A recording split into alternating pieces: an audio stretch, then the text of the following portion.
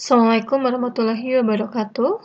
Baiklah, untuk pertemuan minggu yang sekarang, yaitu minggu terakhir, kita akan menjelang pas ya. Kita melanjutkan materi kemarin tentang permintaan dan penawaran. Nah, ketika adanya perubahan harga, permintaan ataupun penawaran, di sini kita bahas dulu permintaan ya. Misalkan ketika adanya perubahan harga misalkan berubah dari 2.000 menjadi 4.000 ya. Sedangkan permintaannya misalkan jadi naik atau turun, nah kita akan membahas bagaimana sih tingkat kepekaan konsumen ketika menghadapi perubahan harga tersebut. Nah, tingkat kepekaan artinya tingkat respon konsumen dalam perubahan jumlah permintaan barang. Nah, disebut dengan konsepnya adalah elastisitas ya. Jadi di sini kita bahas tingkat kepekaan perubahan harga terhadap barang yang diminta atau barang ditawarkan. Maka kita akan bahas elastisitas permintaan dan penawaran. Nah, yang pertama kita bahas dulu yang dimaksud dengan elastisitas permintaan, yaitu ukuran seberapa besar derajat kepekaan permintaan terhadap perubahan harga. Jadi ketika kita sebagai seorang konsumen, ketika harga berubah, maka secara tidak langsung perilaku konsumen dalam meminta barang juga akan berubah.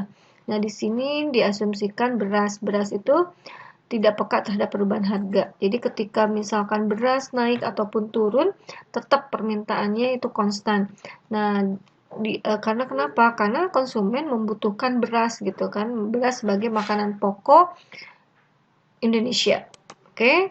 Nah, di dalam elastisitas permintaan ada beberapa jenis elastisitas, yaitu yang dinamakan permintaan yang disebut dengan elastis. Nah, kita lihat di sini ya.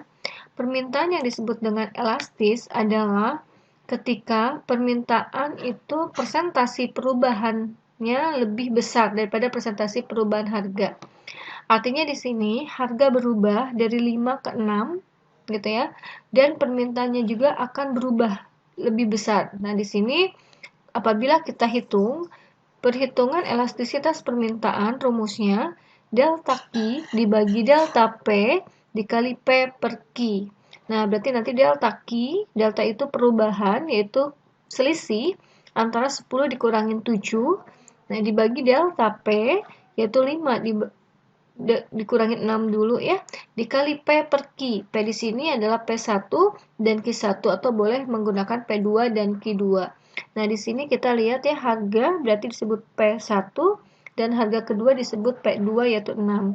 Ketika di sini harganya berubah menjadi naik sesuai dengan hukum permintaan, jika harga naik maka barang yang diminta akan turun karena perilaku psikologi konsumen dia itu senang dengan harga yang turun. Jadi ketika harga naik permintaannya akan turun.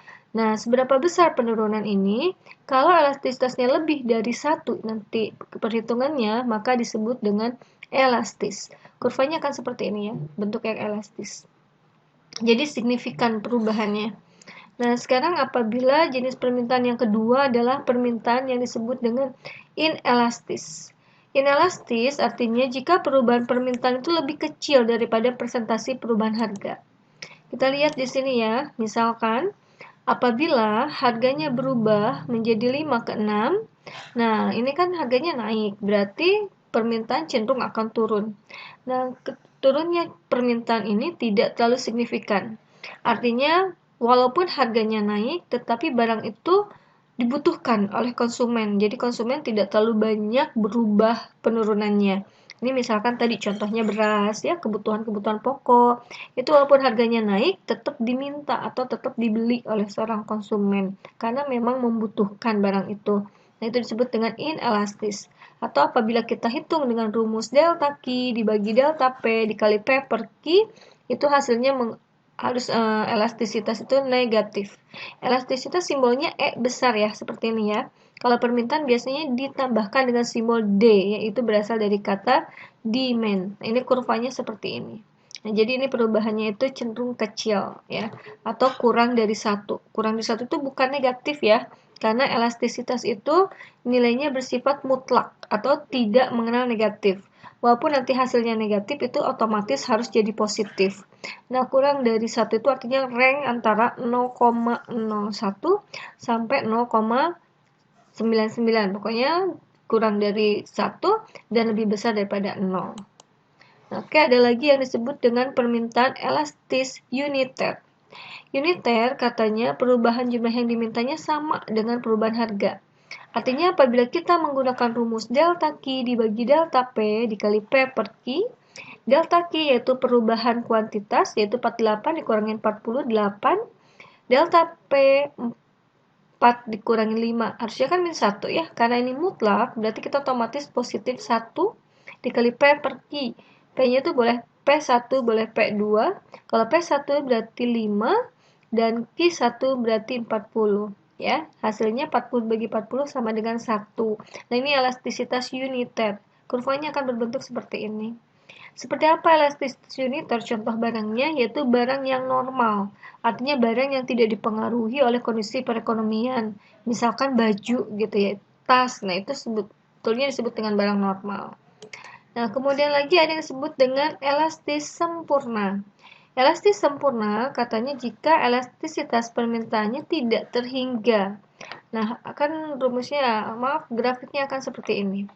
Perhitungannya sama ya dengan yang tadi, delta Q dibagi delta P dikali P per Q, tetapi nanti hasilnya akan tidak terhingga. Ini contohnya adalah untuk barang yang multiplier effect atau barang yang dampaknya itu berkelanjutan. Contoh misalkan BBM, bahan bakar minyak. Ketika BBM-nya naik, maka akan diikuti dengan barang yang lainnya ikut naik juga. Nah, itu yang disebut dengan elastis sempurna. Jadi barangnya naik, ya semuanya ikut berubah signifikan naik. Dan itu tidak terhingga nilainya, maka disebut elastis sempurna. Oke, sekarang ada lagi yang disebut inelastis sempurna. Nah, jika koefisien elastisitas permintaannya 0, jadi jika dihitung delta Q dibagi delta P dikali P per Q, nilainya akan 0. Nah, kurvanya akan berbentuk vertikal. Kalau tidak terhingga jadi horizontal, kalau inelastis vertikal. Ya, ini nanti hasilnya harus 0. Contohnya, baik itu perubahan harganya berapa, itu 0, jadi tidak terlalu signifikan. Ini biasanya garam. Garam itu artinya jumlah barangnya banyak, tetapi yang kebutuhannya itu sedikit. Nah, itu elastisitas permintaan. Kemudian ada lagi faktor-faktor yang mempengaruhi elastisitas permintaan. Di sini nih ya, garam adalah, nih ada contohnya, barang yang tidak memiliki barang substitusi atau barang pengganti gitu ya, sehingga permintaan garam bersifat kurang elastis atau tadi yang disebut dengan inelastis sempurna. Apa aja sih faktor yang mempengaruhi perubahan harga terhadap permintaan barang? Adanya ketersediaan barang pengganti itu akan mempengaruhi proporsi pendapatan, kategori barang apakah dia kebutuhan pokok atau kebutuhan mewah, dan keragaman penggunaan barang. Kalau kebutuhan mewah itu superior, contohnya dia diberlakukan terhadap elastisitas sempurna, betul ya. Elastis saja. Artinya kalau sempurna kan tadi elastis sempurna bahan bakar minyak ya. Kalau elastis yaitu elastisitas lebih dari 1, nah itu biasanya terhadap barang mewah. Artinya ketika harga barang mewah itu naik, maka yang diminta itu akan berkurang. Dia akan menunggu dulu sampai harganya turun karena kebutuhannya tidak terlalu penting. Nah, sekarang elastisitas penawaran. Sebetulnya pada dasarnya sama dengan elastisitas permintaan, cuman kalau ini tingkat kepekaan perubahan harga terhadap barang yang ditawarkan. Nah, ini lebih condongnya terfokus kepada produsen, ya.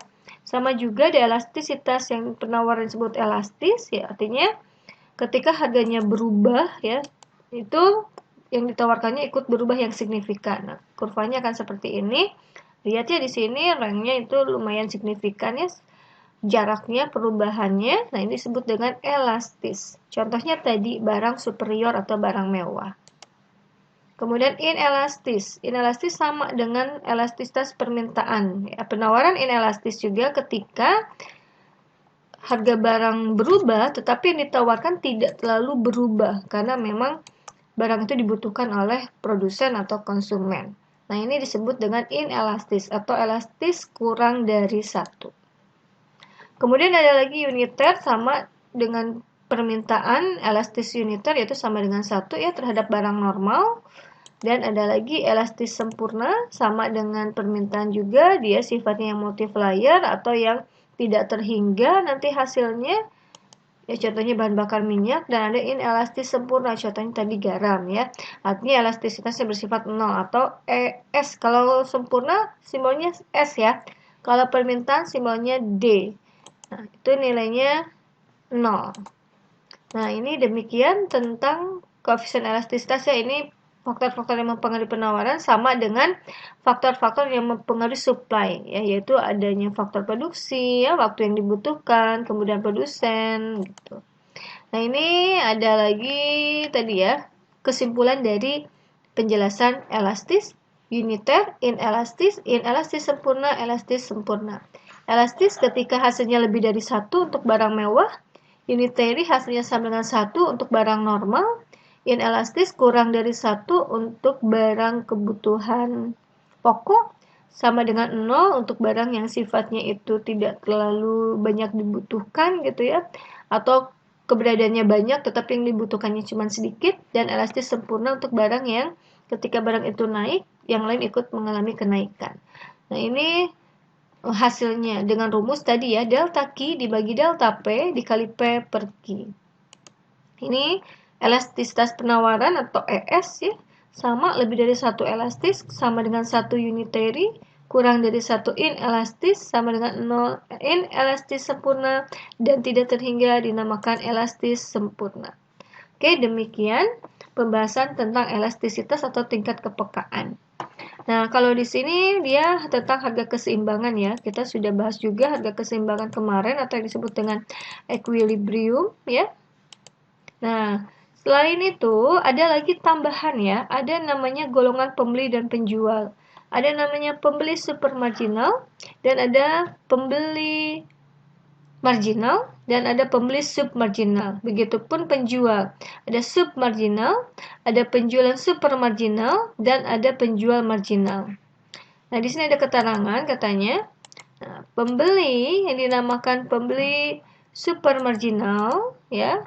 Nah, pembeli submarginal katanya pembeli yang harga taksirannya di bawah harga pasar. Kalau penjual submarginal kebalikannya ya. Kalau submarginal dia di atas harga pasar, berarti dia di sini. Nah, sedangkan pembeli marginal, oke, di sini ya. Sebentar. Nah, pembeli supermarginal itu pembeli yang harga taksirannya melebihi harga pasar. Sedangkan kalau penjual supermarginal dia ada di bawah harga pasar. Ya, jadi penjual kebalikannya. Nah, sedangkan pembeli atau penjual marginal itu sama dengan harga pasar. Artinya ketika kita jual beli itu apakah di atas harga pokok atau harga pasar. Harga pokok harga beli, harga pasar itu harga yang dijual kepada konsumen. Nah, ini tentang golongan pembeli. Nah, selain itu, terhadap keseimbangan harga pasar ada pengaruh teks atau pengaruh pajak. Jadi ketika kita perusahaan menjual barang itu berarti ada pajak yang harus dibayarkan. Nah, kalau pengaruh pajak itu terhadap harga yang dijual itu akan lebih tinggi karena harus membayar pajak juga. Selain pajak, ada lagi pengaruh subsidi. Subsidi itu bantuan yang diberikan pemerintah sehingga akan menyebabkan harga rendah kepada produsen. Nah, itu ya, itu ada pengaruh. Ini ada rumus-rumusnya ya tentang pengaruh pajak dan pengaruh subsidi. Silakan kalian pahami dulu ya, nanti kita bahas untuk lebih detailnya. Sama di sini juga ada pengaruh subsidi.